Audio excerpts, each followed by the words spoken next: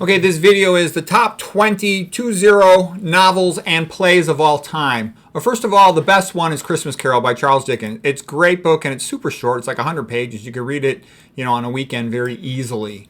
Number 2 is Les Miserables by Victor Hugo. Just a masterpiece. When the bishop forgives Jean Valjean and Jean Valjean turns his life around, becomes the greatest man in all of France. It's just a beautiful story. All of the movies are great. Oh, as far as Christmas Carol, I love the one with George C. Scott. I really love the one with Bill Murray, Scrooge.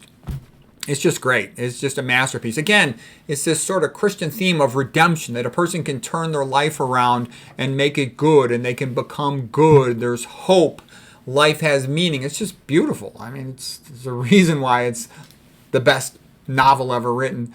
Les Miserables by Victor Hugo. And Victor Hugo is the French equivalent of Charles Dickens, is the English equivalent. And Fyodor Dostoevsky of Russia is the Russian equivalent. These are guys who wrote these masterpiece novels. And yeah, they all have a Christian theme, the top 3 novels. That's just what it is, because it resonates with human experience, the idea of redemption, of life as meaning and turning one's life around. They're magnificent. And the big thing to learn from Les Mis was the value of giving somebody a chance. Because Jean Valjean was a great man, and if the bishop hadn't forgiven him, that's it. He was screwed. He would have been in prison for life. In Brothers Karamazov, the big lesson to be learned was Alyosha was the best person. And Alyosha shows how a man should behave. He was good, he was nice, he was kind, he gave everybody the benefit of the doubt. He initially trained to be a monk, but then they sent him, Father Zosima sent him out in the real world to, have experience interacting with people. And it was just beautiful. And even his great genius brother, Ivan, was messed up because he was sort of become atheistic. And he wrote the chapter of the Grand Inquisitor, which is magnificent. It's the greatest book chapter ever written in any book. But he couldn't bounce out of his difficulties without faith in God. Atheism just ruins people. When life has no meaning, they sort of spiral down into alcoholism and other problems. I've seen tons of people go down the tubes with that. Okay, the next book is Gone with the Wind, and this is a new addition to this list. I'm just on the last audio CD of finishing it. It's 41 audio CDs. It's so good, I couldn't believe it. And, almost all the great books, they're written by men about men. So this was very unusual. It's written by a woman, Margaret Mitchell, about a woman, primarily Scarlett O'Hara. And Scarlett O'Hara is not that nice. I mean, she's fascinating, but she's not that nice. She's got all the bitchy, sneaky features of like the worst woman you'll ever date. So anyways, I'm not going to talk about it too much now because I'm going to go into this giant book review of it. But, for a man, I think all men should read that book because she's very honest about how women think. Like she needed money to pay the taxes on her house, so she's talking to this guy named Frank.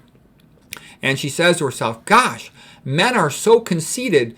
Whatever you say to flatter them, they believe it. And once they have you flattering them, you can manipulate them into anything. So she manipulated Frank into marrying her, even though he was, sort of betrothed to her sister. And then she got the money from him to pay the taxes to save her farm, Tara. Anyways, I won't say any more about Gone with the Wind now, but it's magnificent. All men should read it. Women could read it too, and I know women will love it, but all guys should read it because it's great insight into how a woman really thinks when she's trying to, steal all your money. If I wish I'd known that before I got married, I would have been a lot better off. Okay, Quo Vadis by Henry Sienkiewicz. He's the Polish writer. And it sort of seems like there's almost like one great masterpiece from every country. And it's sort of the contrast between the early Christians and the Romans, how the Romans were just brutal, and in there's a character, a high-ranking Roman aristocrat, patrician named Petronius, and he sort of says, from the ancient Greeks, we learned about theater and poetry and literature and philosophy. He says, from the Romans, we learned about power. And from the Christians, we learned about forgiveness and love. And that's about right on a large scale. Jesus Christ was the one who brought forgiveness and love into human relationships on a big scale. He was the first one to do that. Almost all the earlier powers tended to be brutal rulers, with the exception of the Greeks. If you study history, you'll see that to be the truth. You can look at Edith Hamilton and her books about it. They're magnificent. The Greek Way, for example. So anyways, then another great books by the English guy, George Orwell, later on came along. Animal Farm in 1984 are masterpieces. And they were masterpieces of the idea of excessive control, of the early version of the Jeremy Bentham panopticon, and what that leads to, what that means. And he had a lot of experience of that from his personal life. And the guy was a genius, Orwell. Okay, the next one is Brave New World by Aldous Huxley. And Aldous Huxley is the other side of excessive control, and it's a control by hedonism. And it's a large part of what's happening in the modern world. The way you can weaken people, like Will Durant, the great philosopher, said, all societies begin in Stoicism and they end in Epicureanism, where people become hedonistic wimps, and that's like the opioid crisis and all this other sort of laziness, superficial, short-term endeavors that people are sort of trapped up in. Okay, the next one was Tale of Two Cities by Charles Dickens. That's about what happened in France with the atheistic French, in the 1790s. What a disaster that was. This really brings it home what really happened. It's brutal. And I studied a lot, but that's the best book. And what I've come to the conclusion is it's kind of a waste of time for students to study history in high school and even college without reading these books. I'm seeing that I learn more history from reading historical fiction than I do from reading historical nonfiction, because you almost need the sense of the people and the emotional issues of the time before you can remember the boring old dates and figures. You learn history best by stories about people. Okay, the next book would be Atlas Shrugged by Ayn Rand, and that's really the best book about economics and recognizing BS. Ayn Rand was fantastic on those subjects. She's not as good on character development or on the emotions of the story, but in terms of like seeing what's really involved in socialism and the way games are played to take people's money away, she's great on that. You should also read the non-novel, just the Rich Dad, Poor Dad by Kiyosaki. That's very good on those subjects as well. Next, 10th greatest novel was Pinocchio by Carlo Collodi. On the surface of it, it sounds like a children's story, but when you read the real book by him, there's nice bilingual versions too, from Italian to English. You read the real version, and I love the one illustrated by Roberto Innocenti. It's magnificent, and it's a great story. And there's all kinds of themes in there. Just like Aeneas carried his father out of burning Troy, Pinocchio goes into the depths of the ocean to save his father, Geppetto. And that's the idea of a young man saving his ancestry, his history of his civilization, of his people, of his culture, and then sharing it with the younger generation. So civilization has to be transmitted in that way. It's not, people aren't born with it. But it's a magnificent story. And the old Pinocchio movie was great. That was before, Disney became a piece of crap. But back in the old days, it was good. Okay, Da Vinci Code by Dan Brown. Now, it's a dishonest book, but it's magnificently written. It's got a cliffhanger at the end of every chapter, and it's very entertaining. It sort of fizzles out at the end because he tries to, promote Robert Langdon. And Langdon, is kind of a weasel. I'm not even going to get into it more than that, but Da Vinci Code is fascinating. I read it in English, I read it in Spanish, I read it in Polish, I started reading it in French, but I ran out of time. I found the book very entertaining. And what's also great about it, was such a big bestseller that you could easily buy the bilingual versions, and you could buy, you could get it in both languages, and you could get all the audio CDs, and that made it great to study with for learning a language. Hamlet by Shakespeare, yeah, it's a play. I'm including novels and plays here. It's magnificent. I love The Importance of Being Earnest by Oscar Wilde. I like that better than The Portrait of Dorian Gray. What I liked about Oscar Wilde, I'm half Irish, my father's from Ireland, is how clever he was and the way he could, turn a phrase. He's got more entertaining quotes, I think, than just about anybody who ever lived. And I love the way he wrote with all his rhymes and his puns and his jokes and antithesis, and the way the phrase would turn back on itself, chiasma, the different rhetoric forms. It's very cleverly written, just magnificent. Oscar Wilde, in the end, he disappointed me. He abandoned his wife and kids and was an alcoholic idiot. But he was a magnificent writer when he was young. Sorrows of Young Werther. And the reason why I love this book by Goethe was the book itself is a little bit silly. Young Werther keeps writing letters to his friend Wilhelm to tell his friend how much he's in love with this girl named Charlotte. He loves the way she walks, the way she talks, the way she interacts with her siblings, the way she dresses, everything about her so perfect. And then her boyfriend comes back to town like a couple years later, and she marries him instead of Werther, and Werther can't handle it. But what was great about it was, so Goethe was actually trying to show how Werther was a little bit nuts, but people took it the wrong way and admired Werther too much. But what did I like about Werther? Because I see so many people, I often teach study skills to college students and to medical students and the residents to pass their boards. And I notice a lot of people have a tough time. And one of the things I've seen that dramatically improves performance in academics is the idea of being in love with what you're studying. If you fall in love with biology the way Werther was in love with Charlotte, man, you'd be great at it. And I know that's sort of like what had happened to me when I decided I wanted to be a wildlife biologist, and I just got good at it because your brain is programmed to remember what you think is important. And if you think something's important and it's part of your future, you're going to remember it. Because like I had a typical experience. This is just recently, last week. The secretary tells me you got a biopsy on such and such a patient that day. So I got to know the patient's name because I have to write a note on them. I have to review their films before I do the biopsy, stuff like that. But then I got distracted. I had a whole bunch of other things to do for a couple hours. I was busy doing 5 different things.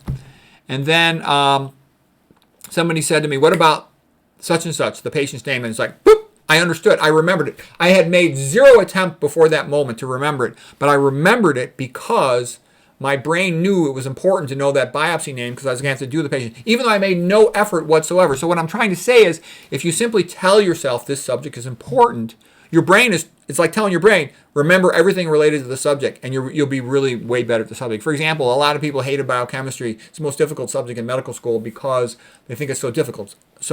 But my attitude was biochemistry is the language of God that he uses to write the book of life, and to understand this well, one must really know biochemistry. So I was totally pumped up to do biochemistry, and I did great in the class, but I think it was in large part because I thought it was beautiful. I really liked it.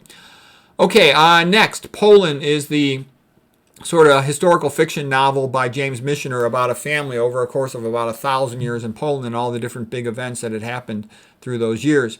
Trinity is the equivalent historical fiction novel following Connor Larkin is the main hero of the book from the story of Ireland. And I've read tons of Irish history. My father's from Ireland. I talked to all the grandparents and uncles. They told me all the stories. But what I'm trying to say is these books are magnificent. I've read a whole bunch of histories of Ireland, but none of them stick even, a third as well as this book, Trinity, did. Okay, and the Poland, I read a lot about Poland, and that one stuck with me well, too. My wife was from Poland, okay, so I became very interested in Poland, tried to teach myself the Polish language. But that book was the best. It was a great book, okay? And I would read the book, and I would listen to it also, and it made it very entertaining. Next, Charlotte Simmons and A Man in Full by Tom Wolfe. Tom Wolfe was the greatest stylistic writer from the United States. He's got all kinds of clever punctuation, onomatopoeia, and use of rhetoric. So I would read him. He's a much more clever writer than Hemingway. Hemingway's kind of simple-minded in comparison to Wolfe. And Hemingway is sort of macho. I like Hemingway when he was young. He was a real heroic guy. I like that. But he doesn't leave any extra meaning with me, okay? He went to a bullfight. Whoop-de-doo, okay? But I learned a lot more from writing style from Tom Wolfe. So that's why I really like Tom Wolfe, okay? Charlotte Simmons, when she was in college, it was interesting how college kids behave. And again, a man writing from a woman's perspective was kind of entertaining. A Man in Full I liked too. That was an old macho guy. I liked him. All right, the next one, Alice in Wonderland Through the Looking Glass. Now, these books are a little bit silly, almost to the point of being stupid, but they're full of clever phrases and metaphors and puns and jokes that I find myself quoting them a lot. Even though when I was reading them, I thought they were a little silly, I still look back and found them helpful. I made videos about them. I made videos about a bunch of these books. Don Quixote by Miguel Cervantes, the plight of a good man doing the best he can, and how no matter what you do, there's a sense of the absurd in our lives. Smollett wrote good translations of it, so I like the Smollett translation. I listened to the audiobook version of that, and I found it very enjoyable. Don Quixote by Miguel Cervantes. Also, my mother's from Puerto Rico, so the Hispanics, man, they love Don Quixote. They name all kinds of stuff after him. Dunku rum is like super popular in Puerto Rico, for example. The book was a little bit too long. Gosh, it was like almost 1,000 pages. It could have been a lot shorter. The point was made early on in the book, but I liked it. Basically, Don Quixote, he decided he was going to do what he can to save civilization, even though it was kind of a hopeless. It was worth a try. So that was entertaining. Okay, the joke got a little old, but it was still a great book. Okay, Tristram Shandy. That book by Lawrence Stern was just funny. It was very, very clever. The joke of it was that it was sort of an autobiography, but almost everything he writes about happens before he was born. And the way he did it was very funny and clever. Again, it's another one of these books that goes on too long, kind of like Don Quixote. Nobody minded writing 600, 700 pages books back in those days, but it was still clever and funny. Ben-Hur was very good by Lew Wallace. And the gist of Lew Wallace was that he was a general from Indiana in the Civil War for the Northern Army, the Union, and he got blamed or disgraced at the Battle of Shiloh that he didn't arrive to the battle on time. And he says because his communication was ambiguous and confusing. And he was actually a real heroic guy. So I believe Wallace, but they had to blame it on somebody. They had such high casualties, so they blamed it on him, and he was pissed off. And he wanted to redeem himself. And he was studying a lot about religion, about Jesus Christus, and he decided to write a book about him.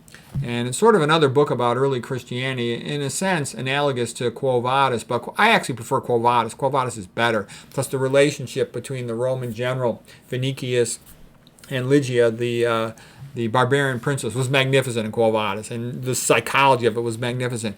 But Ben-Hur was still a very good book. Actually, the movie Ben-Hur is better than the book. With Ben-Hur, the book, it starts out so slow. You got to read like 100 pages before it gets good, but then it does get quite good after that. And the movie was great, and the chariot race was great, and Charlton Heston was great. And the writing in the book actually then did pick up. It was actually, he had written 2 books and combined them into one. But anyways, be that as it may, the reason why I renewed this video was because Gone with the Wind got moved into the 4th spot because it was so magnificent, the book. I couldn't believe how great it was. One of my favorite books ever. So there it is. Hope it helps.